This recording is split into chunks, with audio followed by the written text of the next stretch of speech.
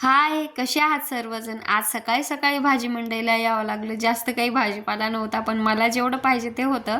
या पावासाठी तर मला 2-3 दुकानं हिंडावी लागली आणि आज सकाळी सकाळी बनवायची होती पावभाजी.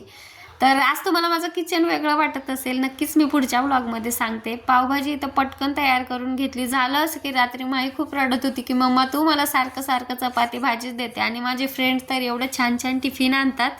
तिच्या पावभाजीसाठी माझी एवढी धावपळ झाली आणि झालं असं की मला जायला सुद्धा वेळच झाला होता. मग काय आम्ही घरी निघालो. मस्त ऊन पडलं होतं तर एक चहा घ्यायचं ठरवलं. मला बाहेरचा हा चहा तरी खूपच आवडतो. घरी जाऊन एवढा सगळा पसारा पडला होता ना, यात बसायला तर अजिबात नको वाटतं. आल्या आल्या अगोदर आवरायला घेतलं. दिवसातून 2 वेळेस तरी बेडशीट चेंज करावी लागते. एवढा पसारा करून ठेवतात. लहान मुलं घरात असली ना तर खरंच माझं तर घरी खूपच घाण करून ठेवतात.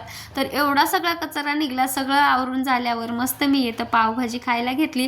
त्यानंतर टीव्ही पाहता पाहता मस्त आम्ही दुर्वाणी आणि मी तुरीच्या शेंगा खाल्ल्या. व्लॉग आवडल्यास लाईक सबस्क्राईब करा. बाय.